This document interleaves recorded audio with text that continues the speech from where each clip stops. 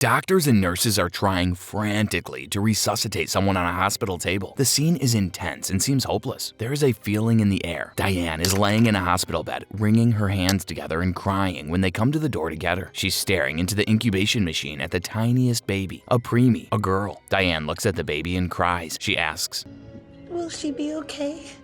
When nothing is said, she looks behind her at their faces and she knows. Tell him to brush his teeth before breakfast now.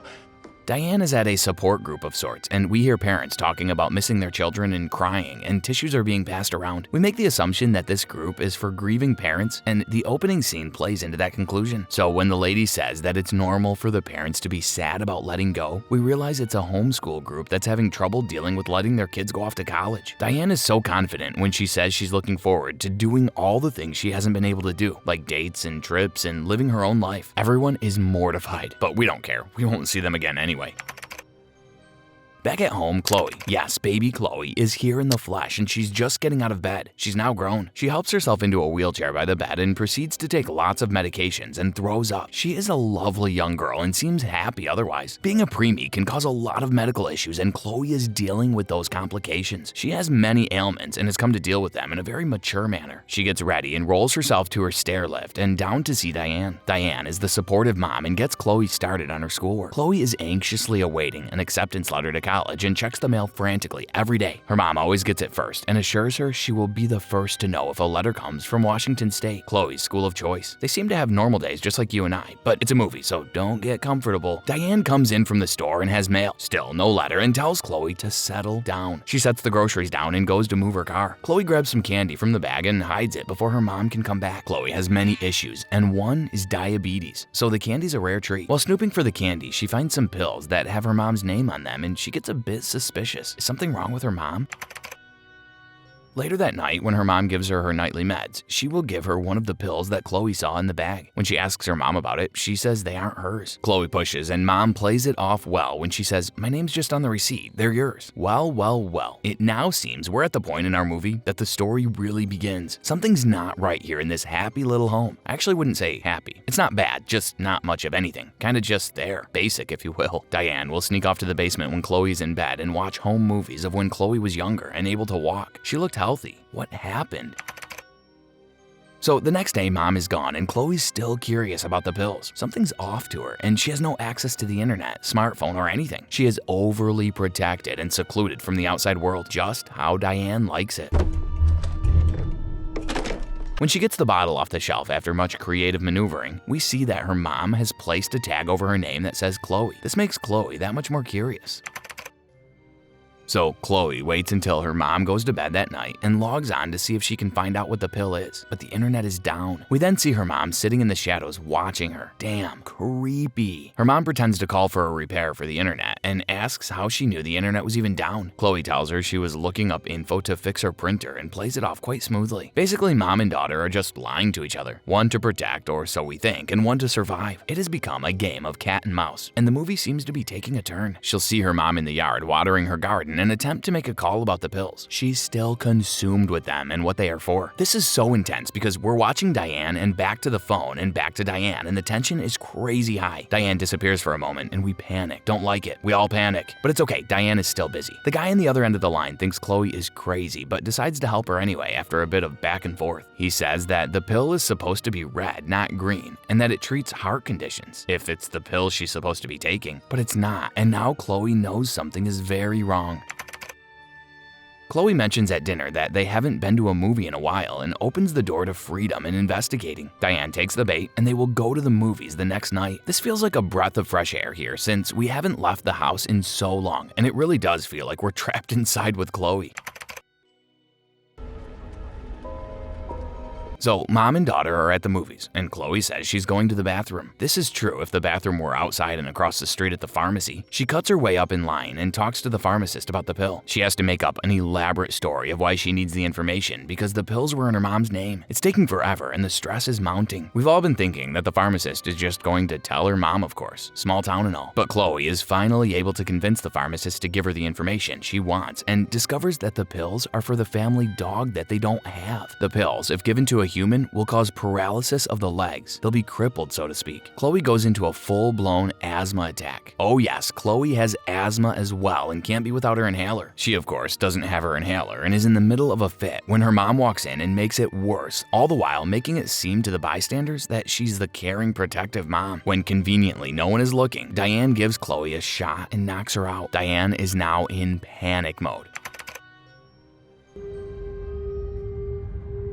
Chloe's going to wake up in her room. Things do not seem out of sorts in any way. As Chloe gets up from the bed into her chair, she feels odd, to say the least, and is scared for sure. It's Sarah Paulson, and she plays crazy well. So we all knew something like this was coming. So Chloe wheels herself to her bedroom door, and the door is locked. She's thrown off by this and calls out to her mom. No one answers, so Chloe goes to the window, and she sees her mom's car is gone. This is her chance to escape. Chloe is a smart girl, and resourceful if nothing else. She ties several power cords together and makes a rope of sorts. She gets a soldering gun and goes to her window and climbs out with it. This is so hard to watch.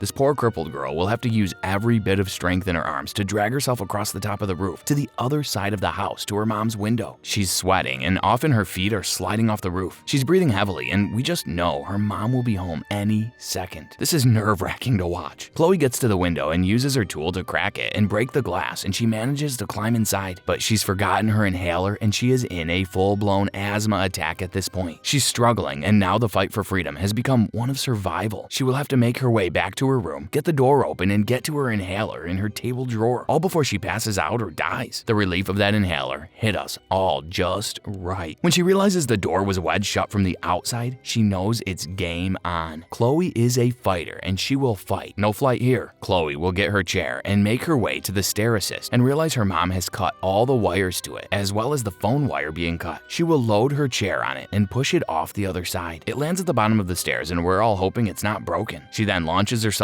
down the stairs and falls in a horrific way. So Chloe and the chair are at the bottom of the stairs, and she's exhausted and scared. She lays there for a moment to catch her breath and realizes she can wiggle her toes. She had stopped taking that particular pill days ago, and the effects are noticeable now. What else does Chloe really not need? Have all her ailments been faked all these years? You know she's wondering about all of this. This gives her the motivation she needs to get up and keep fighting. She gets in her chair and rolls herself out of the house and down the road. They live in the middle of nowhere, of course. Exactly how her mom needed to live to work out her horrific plan. She's wheeling down the road at a frantic pace when she sees a car coming and hides in the wooded area. She sees it's Tom, the mailman, but she's stuck. Oh, not now. She gets free and practically rides right in front of the truck. Tom almost kills her but stops just in time. She explains that her mom is hurting her and she needs help desperately. Tom's confused, but he has no reason to doubt her. They are discussing this when her mom pulls up behind them. Tom walks around and tells Diane that he's taking Chloe to get help and that he knows she's been hurting her. Diane, of course, lies and says Chloe's meds are making her crazy and that she needs to get her home. But Tom is a smart guy and says no. Diane says, "Can I follow you to the hospital then?" He agrees and then asks Chloe, hospital or police? She says police. Tom helps Chloe get strapped into the van, but Diane sneaks up from behind and drugs him. Chloe has been drugged as well because she comes to in the basement of the house. She's never been here before and she's confused. Chloe looks around and starts to get her bearings. On the table next to her, she sees the acceptance letter she had been waiting on from Washington. She is so enraged at this and the level of betrayal on so many levels. She sees a box on a shelf and crawls over to it and takes it down. It has pictures of a healthy, walking Chloe as a child.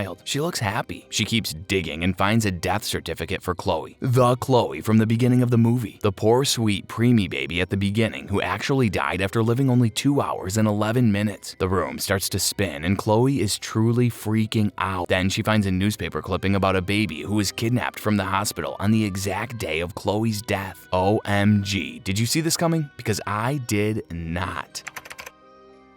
18 years or so ago, Diane is in the hospital crying. She's not herself, and she's a zombie as she looks in the nursery at the newborn babies. She sees a sweet new baby girl in the window, and the rest, they say, is history.